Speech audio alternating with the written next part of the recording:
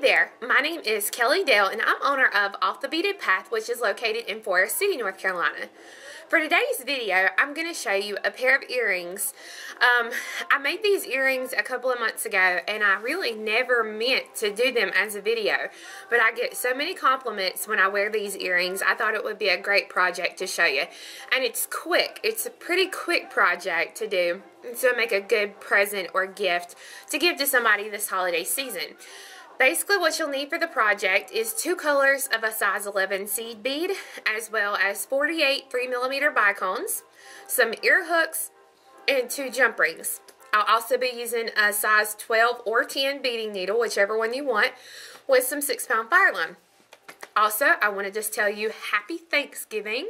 Thank you for stopping in and spending a little bit of time with me on this blissful day. And I just want to say thank you to every single person who watches these videos and who supports us financially through ordering either through our Etsy store or our website. We really do appreciate it, because without you guys, we could not continue to do these videos.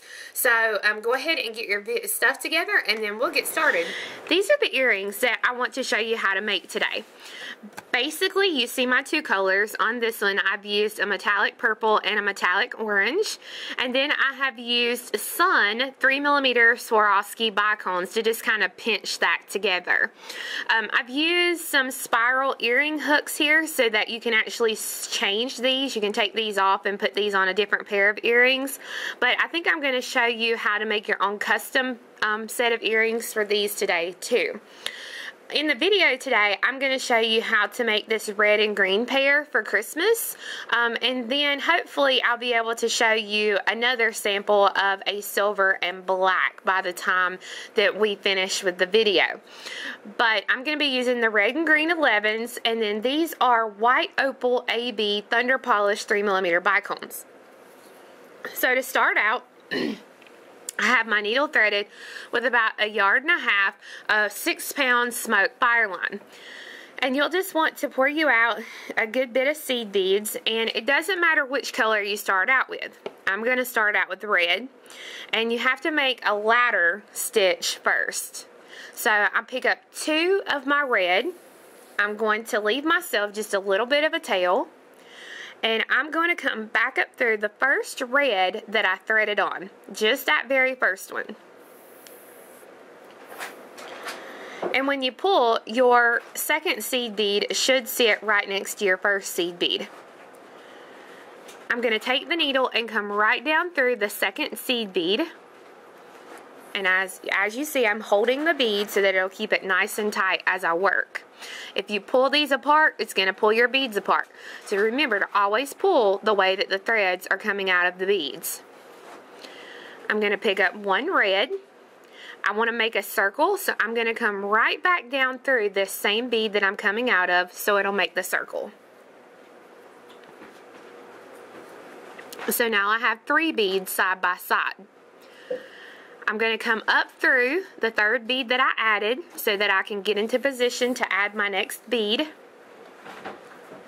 And I'm going to pick up 1 more red, and I'm going to come right back up through the same red I'm coming out of so that it will make a circle. And I'll take my needle and I'm going to come right down through this 4th bead.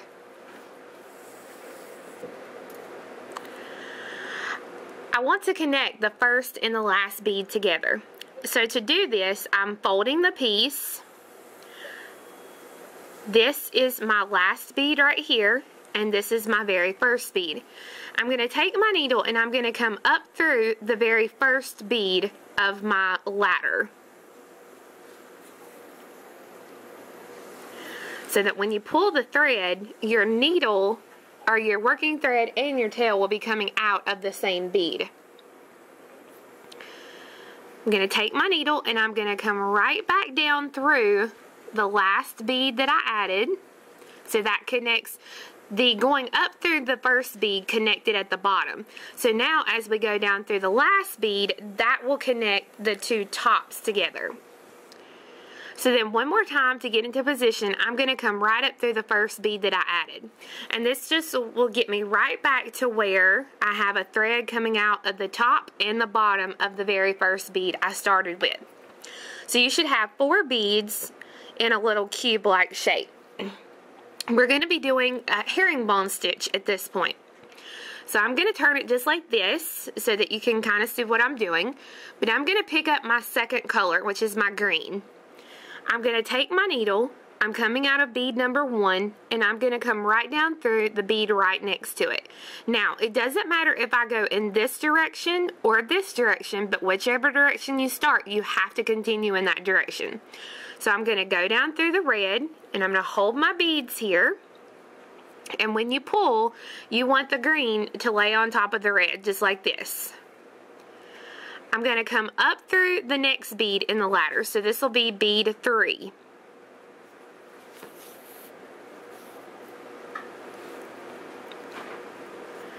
I'm going to pick up 2 green. I'm going to take my needle and come right down through the 4th red bead, which is the bead right next to where my thread is coming out. So that when you pull this, now you have 4 red on the bottom and 4 green on the top. I'm coming out of the last red. Now I have to step up. When I step up, I'm going to step up through my red bead and the green bead right above it. When you pull it tight, it'll want to unfold. Just fold it back together, push it back together here, and continue working. Going back to my red, I'm going to alternate colors for each row I do. This will be easy so you'll know too how to count your rows and you won't get lost as to which row you're on. So I have my 2 green, I'm coming out of I have my 2 red, I'm coming out of a green, and when I come down through the very next green, I'm just going through the green. I'm not going through the red under it. So that when I pull, now those 2 reds sit on top of the 2 greens. I'll take the needle and I'm going to come right up through the very next green. So see, I'm not going through the red, just going through the green.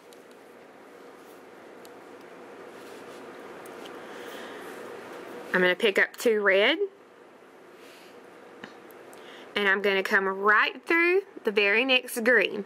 So I'm just going through the green. Now, I've got 4 red on top, and I've just finished the last row, so I need to step up. So to step up, I've got to step up through a green and a red.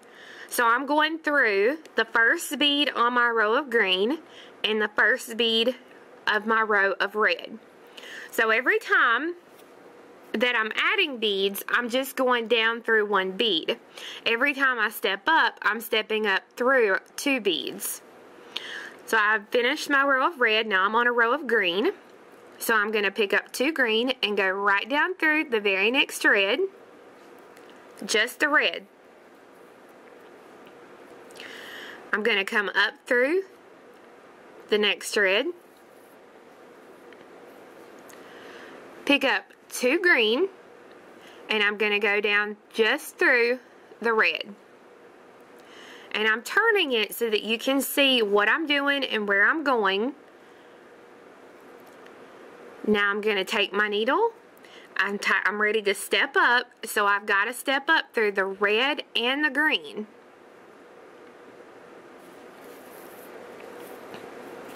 I'm going to do a couple of more rows here, and as you can see, it's staying together now pretty well because each row will have a thread that connects it. So I'm coming out of a green, so that means I'm going to pick up red. So I'm going to pick up 2 red, and I'm going to come right down through the very next green.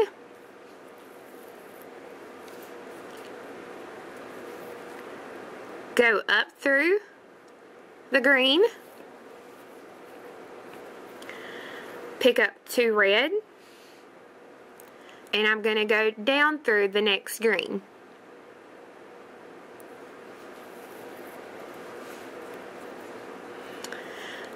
I've got my rows of red, so I'm ready to step up, so that means I'm going to come up through the green and the red. So the first bead of the row that I was exiting and the first bead of the row that I just finished.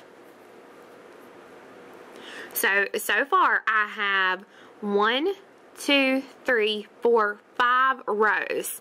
So I'm going to do one more row for you here.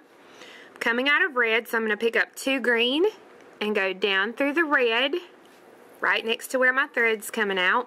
And again, I'm keeping the same pattern that I started with. I'm working around in my circle. So I'm going to go up through the red, pick up 2 green, go down through the red,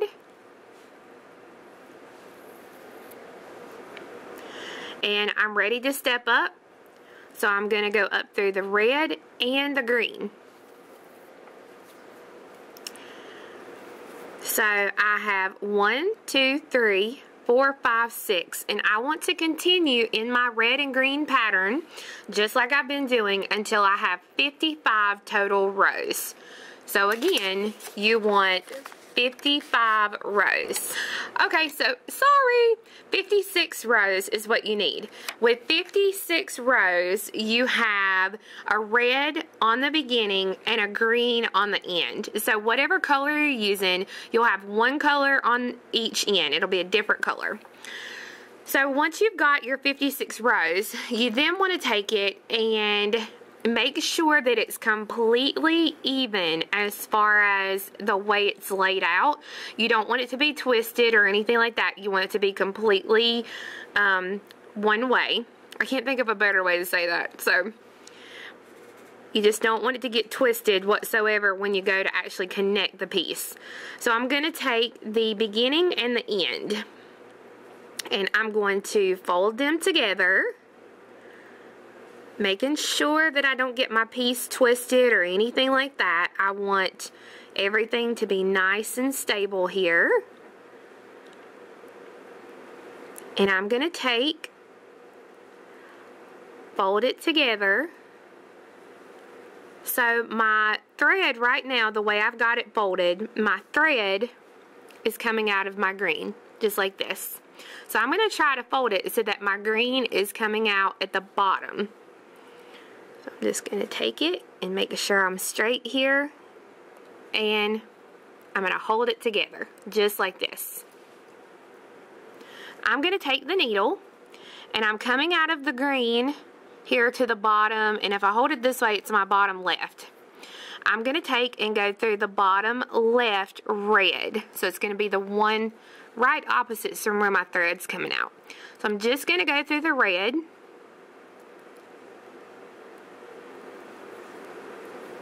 and then I'm going to pull the thread. Now I'm going to take the needle and I'm going to stick it through my ring here so that it's coming out on the other side. I'm going to take the needle and I'm going to go through the red right next to the one that I'm coming out of.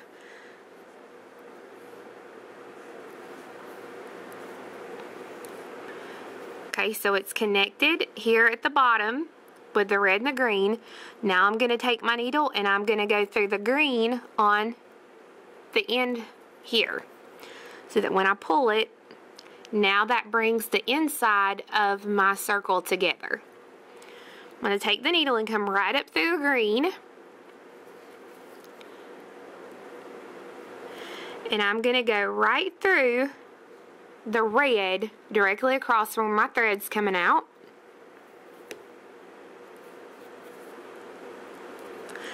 Pull that nice and tight, and then I'm going to come right next through to where I'm coming out at, and I'm going to go through the red and then the green exactly opposite, so that when you pull it nice and tight, with the lack of having our threads here, you won't be able to tell where we started and where we ended, and everything will be nice and straight. So I'm going to reinforce this connection, and then I'm going to tie these threads off and trim those threads. So the next step in the earring process is to make the little right angle weave encasement that will hold and make this infinity shape. And so here's my hot tip for you. If there is any place on your ring that looks bad or that you're not satisfied with, make sure that that's the part that's going to be covered up by your right angle weave. So if there's any part of your circle when you push it, scrunch it together like this that you don't like, make sure that you move that part to the center of your little infinity shape. So I've threaded my needle onto about another ½ yard of thread. And I'm going to be using my 3mm Bicones and one color of my size 11 seed bead. Doesn't matter which one you choose, just pick one. And we're going to do a right angle weave strip of 6 boxes. So I'm going to pick up 4 beads to start with. Let these drop. Pull them right off your thread just like I did. You'll get done real quick. Okay, let these beads drop. And you can either tie them into a circle or you can go through all 4 of them again and then tie them into a circle, however you want to do it.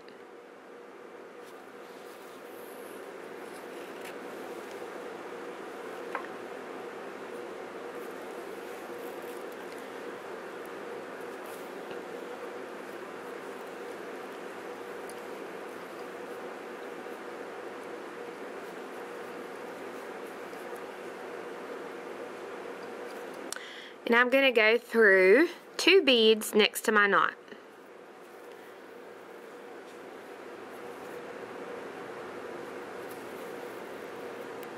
So in right angle weave, you're making boxes of 4. You're already coming out of 1 bead, so that's 1 bead of your box. So I'm picking up 3 more bicones, and I'm going to come right up through the bead that I'm coming out of to make a circle.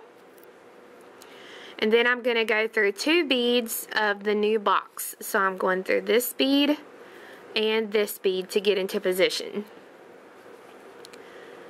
So I make another box by picking up 3 beads. I'm going to come down through this one. And then through 2 beads of my new box. So far I have 3 boxes, and I'm going to keep going until I have a total of 6 of these.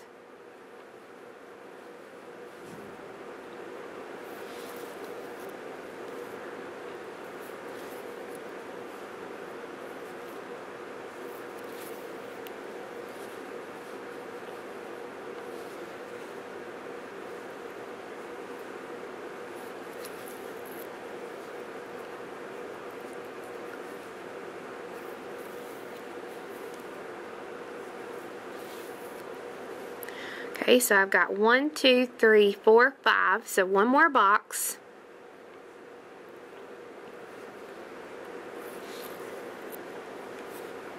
And this is where you'll have to play with the count a little bit.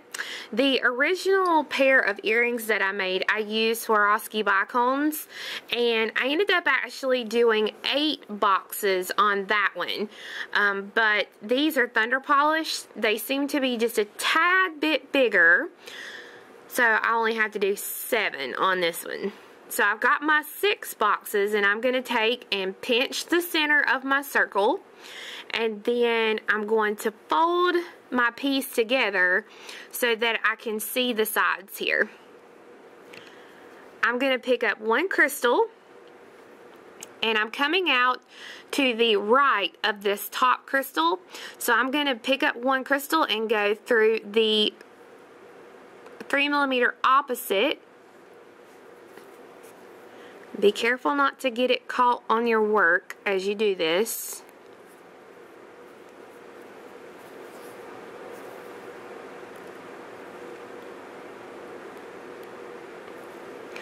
And then I'm going to pick up 1 more 3mm, and I'm going to come back through this top bicone again so that it will finish out the 7th box. So you should have 7 total little right angle weave boxes going around in the circle.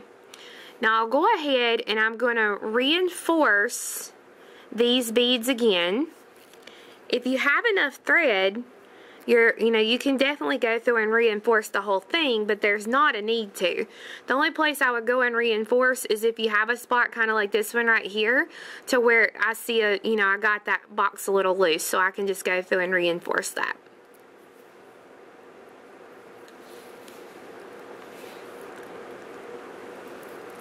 And then the only thing we have left to do at this point is to add our seed bead embellishment. So I'm coming out of a crystal.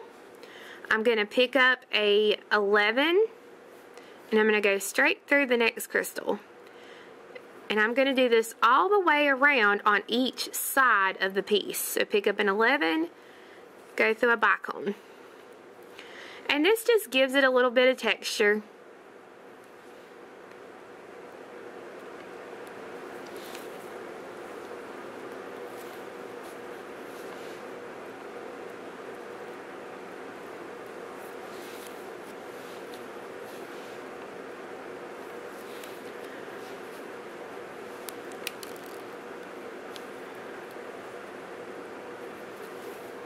So once you've gone all the way around and you've added that last 11 on one side, then you can just take and come up through a 3mm here in the center somewhere, right next to where your thread's coming out, and then go through a 3mm here on top. So then you're ready to go through it again. Just pick up an 11 and go through the next 3mm. Pick up an 11 and go through a 3. All the way around. And then you want to stitch to where your tail is, and you're going to tie your two threads together and trim these tails. And you will essentially have the body of the piece done to where all you have to do is add your ear hook, and I will come back and show you how to do that in just 1 minute. I've got my piece completed, and now I'm going to take an 8mm.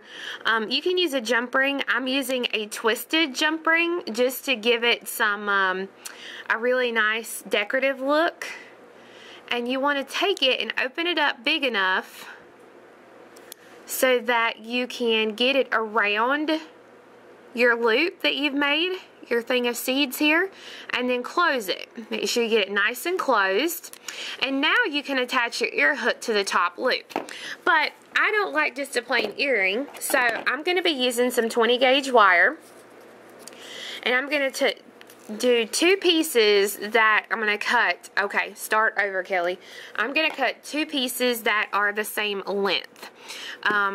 If you want a short earring, you'll only want about 2 inches. If you want a little bit of a longer earring, cut it longer. But both your pieces need to be about the same size. Now, this is just my way of doing a decorative ear hook. This is not the expert's way, and I'm sure that somebody is going to tell me that I'm not using the right kind of wire. But this works for me, and I like it, so I do it. So I've got two pieces of wire that are identical in the length. And I'm going to make a loop on one end, so I'm going to come down about 1/2 inch and make a loop.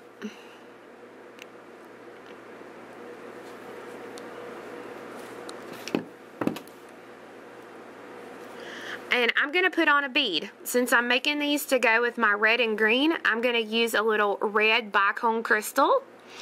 And with the loop, I'm going to hold my loop, and I'm going to bend the wire back just a little bit.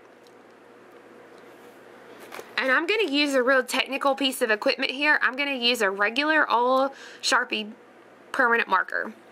And I'm going to take it, and I'm going to hold the loop in my hand, and I'm going to wrap the wire around the marker, so that when I slide it out, this is what I have. Now, if you want a nice long earring, all you have to do, like a hook, all you have to do is bend this little piece right here up, and you've got a nice earring. Me, I like a little bit of a shorter one, so I'm going to cut it off, maybe to about right here. And then I'm going to use my flat nose pliers and bend the end up just to make it a little bit more decorative. Now, if you try and put this in your ear, it's probably not going to end well. Probably going to bend that thing all to pieces. So I'm going to take an anvil or a bench block or whatever you've got, and I'm going to take my hammer and I'm going to lay the earring or the ear hook that I just made. I'm going to lay it onto the anvil, and I'm going to use my hammer here. You see me? You see the camera? And I'm going to give it a good tap right here in the curve of the earring. And if you got some major frustration going on, this is a good project to do, because you're going to hammer it until you get a nice flat surface here in the bend. So you'll have round, round, round, and then flat, flat, flat, flat, flat.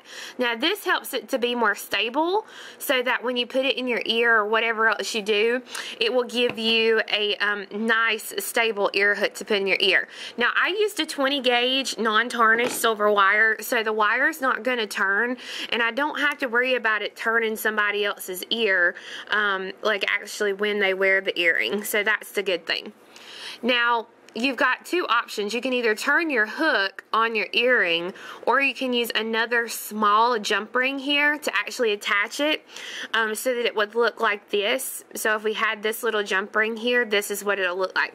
So let me go grab two little jump rings so that I can attach it to this jump ring and then show you what my finished earring looks like. So I used a 6mm twisted jump ring, and I'm just going to attach that jump ring to my ear hook, and then close the ear hook, so that now I have my finished earring. So that gives me a little bit of a decoration here at the top without having just a plain old ear hook. So then you want to make a second ear hook and a second earring piece. And again, I'm just opening up the ear hook. I'm going to attach it to my jump ring, and then close it so that you will have your matching pair of the Christmas Infinity earrings. And then here is a black, and this is the black 11s with the nickel 11s. And then I have the orange with the purple that you saw. So I hope you enjoyed learning how to make these Infinity earrings. So I hope you guys enjoyed the video. And again, happy Thanksgiving. And come back next week so that I can show you another wonderful project. We will have the patterns and the kits available on our website, which is offthebeadedpathbeadstore.com, and in our Etsy store. So again, have a wonderful holiday, and we will see you again next week. Bye-bye.